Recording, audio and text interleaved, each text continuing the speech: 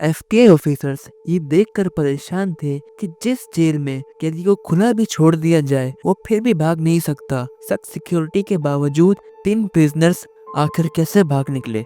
सबसे हैरानी की बात तो ये थी कि अगले 10 घंटों तक जेल अथॉरिटीज को कैसे उनके भागने की जरा बराबर भी भनक नहीं पड़ी। न सिर्फ एफबीआई बल्कि यूएस की टॉप लेवल 3 एजेंसीज भी इस केस को हल करने में नाकाम रही। हम बात कर रहे हैं एक ऐसे जेल ब्रेक की जो कि ना सिर्फ उलझा हुआ है बल्कि पिछले 60 सालों से एक मिस्ट्री भी बन चुका है। ये है कहानी अल्केट्राज की।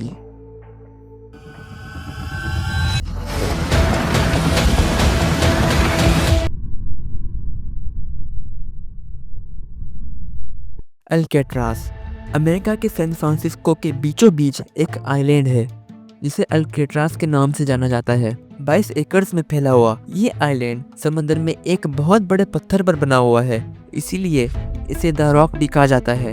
1934 से लेकर 1963 के बीच इस जेल में एक से बढ़कर एक खूंखार कैदियों को रखा गया था।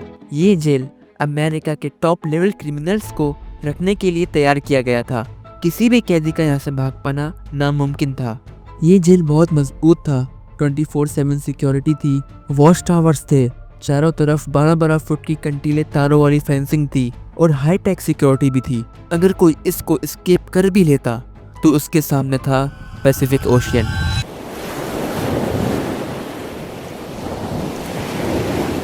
पैसिफिक ओशियन का ठंडा पानी और तूफानी लहरें, और इसी सिक्योरिटी की वजह से इस जेल को इनएस्केपेबल भी कहा जाता था, यानी कि एक ऐसी जेल जहाँ से भाग पाना नामुमकिन था। 12 जून 1962 की सुबह एक ऐसी खबर आती है जो इस जेल के रुतबे और सिक्योरिटी को मिट्टी में मिला देती है।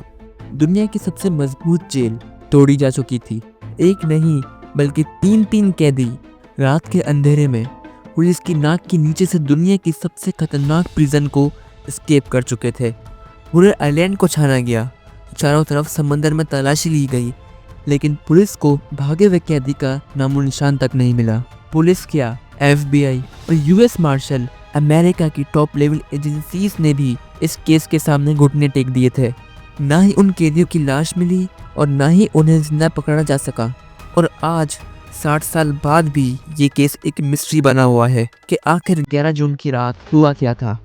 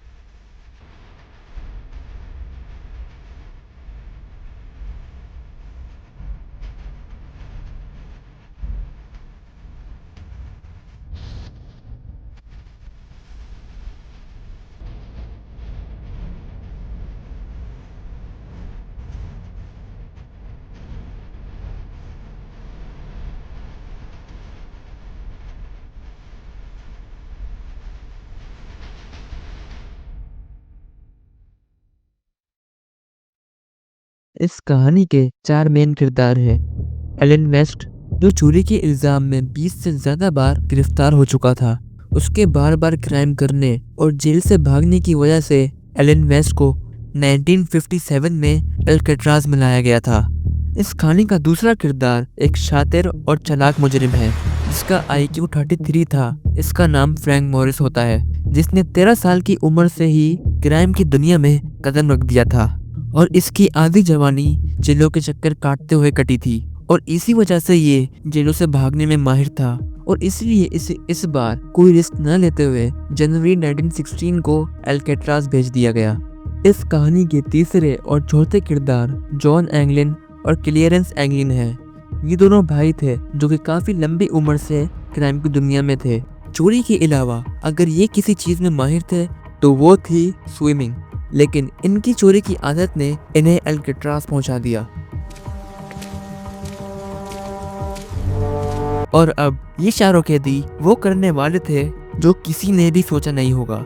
एक जैसी फितरत की वजह से इन चारों को दोस्त बनने में ज्यादा टाइम नहीं लगा और ये चारों सिर्फ एक ही चीज पे बात करते थे, अल्काट्राज से भागने की।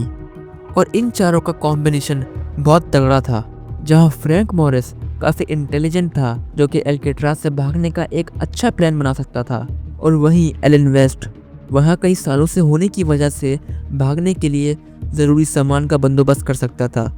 कई सालों से अल्काट्राज में रहने की वजह से उसने इस जेल की बनावट और इसके लूप होल्स के बारे में काफ़ी कुछ जान लिया था। इसके अलावा जॉन और क्लेरेंस एंगलन जो कि स्विमिंग करने में काफ़ी माहिर थे, इसी वजह से पैसिफिक ओशन को पार करने की एक अच्छी तरकीब बना सकते थे।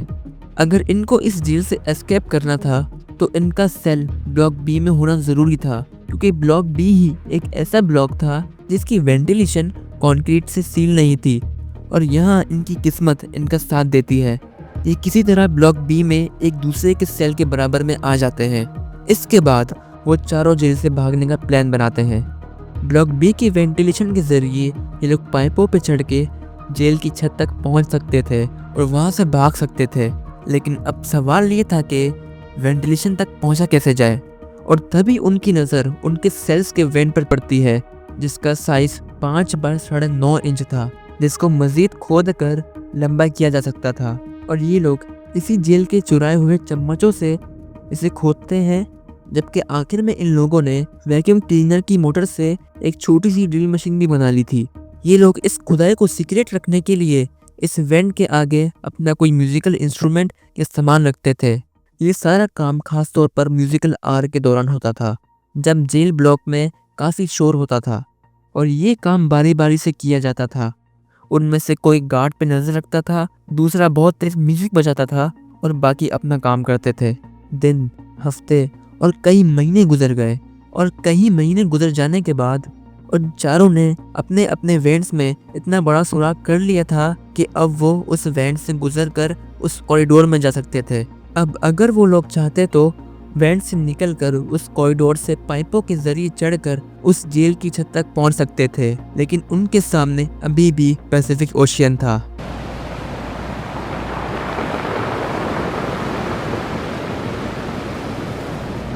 पैसिफिक ओशियन का ठंडा पानी और उसकी खतरनाक लहरें थी।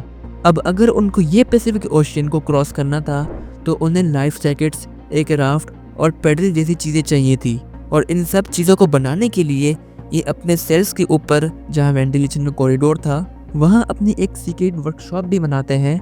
लेकिन यहाँ पे मसला ये था कि अगर वो लोग अपने सेल से बाहर रहकर ये काम करते तो गार्ड्स को उन्हें उनके सेल्स में ना देखकर उनके भागने के प्लान के बारे में पता चल जाता। इसीलिए वो लोग सोप, प्लास्टर, टॉयलेट पेपर और टूथपेस्ट से नकली हेड्स बनाते हैं, और उन्हें ज़्यादा रियलिस्टिक बनाने के लिए उस पर पेंट भी करते हैं और उस पर बाल भी लगाते हैं, जिसे क्लेरेंस एंगलन ने कैदियों के बाल काटने के वक्त इकट्ठा किया था।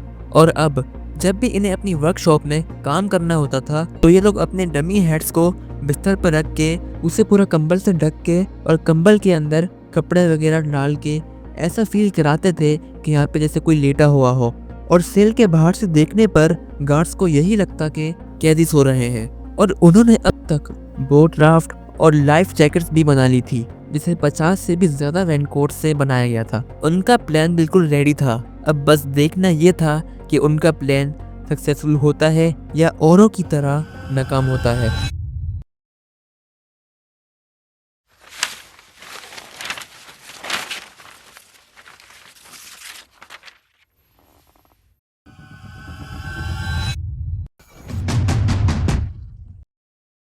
ग्यारह जून 1962 का दिन भी हर दिन की तरह आम दिन था। शाम के बाद सारे कैदी अपने अपने सेल्स में सोने के लिए चले गए और जेल की लाइट्स ऑफ हो गई, और तभी ही इन चारों का प्लान एग्जीक्यूट होना शुरू होता है।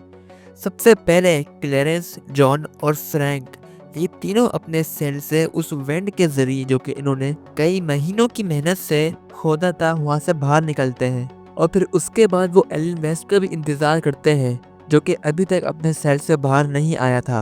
वो लोग उसकी काफ़ी मदद भी करते हैं लेकिन एलन वेस्ट बाहर नहीं निकल पाता। इसके बाद ये तीनों फैसला करते हैं कि जब तक एलन वेस्ट बाहर निकल रहा है तब तक हमारा जो सामान है वो हम बाहर लेके जाते हैं। इसके बाद ये तीनों अपनी वर्कशॉप पे जाते हैं और वहाँ से सारा ज़रूरी सामान जो कि इन्होंने जेल से भागने के लिए बनाया था उसे निकालते हैं, जैसे राफ्ट, पैडल्स और लाइफ जैकेट्स। ये सब लेकर ये तीनों पाइप के जरिए ऊपर चढ़ते हैं और वेंटिलेशन शाफ्ट के वेंट से बाहर निकलते हैं और ऊपर पहुंचकर भी ये तीनों एलन वेस्ट का काफ़ी इंतज़ार करते हैं। जब वक्त काफ़ी ज़्यादा गुजर गया तो ये तीनों अपने साथी एलन वेस्ट को पीछे छोड़कर आगे बढ़ने का फैसला करते हैं। इस वक्त सिर्फ जेल और वॉच टावर की लाइट्स ही थी, बाकी चारों तरफ अंधेरा था। उन्होंने बड़े ही ध्यान से पाइपों के जरिए 100 फीट की बिल्डिंग को पार किया और उससे नीचे उतरे। नीचे आके वो लोग वॉच टावर पे बैठे हुए गार्ड्स की नजरों से बचते हुए एल्केट्रास के चारों ओर लगी 12 फुट की कंटीली तारों की 2 फेंसेस को टाप कर बाहर निकल आए और पानी के एक ऐसे किनारे आ गए जो वॉच टावर की लाइट की रेंज से बाहर था। उसके बाद उन तीनों ने रेनकोट से तैयार की गई राफ्ट को म्यूजिकल इंस्ट्रूमेंट कॉन्सर्टीना से बुलाकर उसे पानी में उतारा, लाइफ जैकेट्स पहनी और फिर ये तीनों बोट्स में बैठकर रात के अंधेरे और तेज लहरों को चीरते हुए एल्केट्रास को एस्केप कर लेते हैं। लेकिन अभी तक एल्केट्रास में किसी को भनक तक नहीं पड़ी थी कि रातों रात इतनी सख्त सिक्योरिटी के बावजूद 3 कैदी इस जेल से भाग चुके हैं। लेकिन इस बीच एक ऐसा शख्स था जो मन ही मन अपने आप को कोस रहा था, जो कई घंटों की मुशक्कत के बाद अपने सेल से निकलने में कामयाब हो गया था। लेकिन जब वो छत पर गया और चारों तरफ उसने झांक के देखा तो उससे रियलाइज होता है कि अब काफ़ी देर हो चुकी है और उसके साथी उसके बिना ही एल्केट्रास से भाग चुके हैं। वो बहुत ही भारी दिल के साथ वापस अपने सेल में आ गया। 1962 का सूरज एल्केट्रास के लिए एक ऐसी बुरी खबर लाया कि जिसने पूरे अमेरिका को हिला दिया। सुबह गार्ड्स ने कैदियों को उनके सेल से बाहर निकाला और जब उनकी गिनती की गई तो 3 कैदी कम थे और जब गार्ड्स उनके सेल की तरफ गए तो उन्होंने बाहर से देखा कि तीनों कैदी अपने कंबल में सो रहे हैं। जब उनकी आवाज़ लगाने पर भी कोई हरकत नहीं हुई तो सेल्स को खोला गया और गार्ड्स ने अंदर घुसकर जैसे ही कैदी के सर पर डंडा मारा तो सर धड़ाम से ज़मीन पर गिरा और उसकी नाक टूट गई। ये वही पुतले थे जो तीनों अपने अपने बेड्स पर छोड़ गए थे। इसके बाद कंबल हटा के देखा गया तो कंबल के अंदर कपड़े टूसे हुए थे। वेंट के पास ध्यान से इंस्पेक्शन करने पर दिखा कि वेंट में एक काफी बड़ा सुराख था जो कि पीछे यूटिलिटी कॉरिडोर की तरफ निकलता था। गार्ड्स उसके अंदर घुसे जहां उन्हें कैदियों की सीक्रेट वर्कशॉप भी दिखी, जिसके बाद गार्ड्स समझ गए कि ये तीनों जेल से भाग चुके हैं। पूरे जेल में सायरन बजाए गए और पूरे जेल में लॉकडाउन हो गया।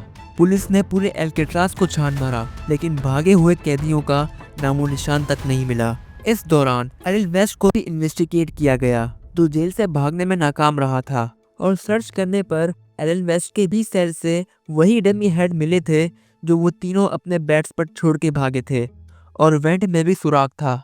जब एलन वेस्ट को इन्वेस्टिगेट किया गया तो उसने कन्फेशन करने में 1 सेकंड भी नहीं लगाई और सारा प्लान खोल के रख दिया। उनका प्लान ये था कि एल्केट्रास से निकलने के बाद एंजल आइलैंड तक पहुंचेंगे, उसके बाद रेकून स्ट्रेट से निकलकर मरीन काउंटी जाना था। उनको वहां से कार और कुछ कपड़े चोरी करके आगे की तरफ निकलना था। इसके बाद एंजल आइलैंड को और पूरे समंदर को पूरी तरह से छाना गया लेकिन ना ही किसी कैदी की लाश मिली और आज तक ये केस एक मिस्ट्री बना हुआ है। अगर आपको ये वीडियो अच्छी लगी हो तो चैनल को सब्सक्राइब कर दीजिएगा और वीडियो को लाइक कर दीजिएगा। मैं मिलूंगा आपसे इसी तरह की किसी इन्फॉर्मेटिव वीडियो में। Thank you.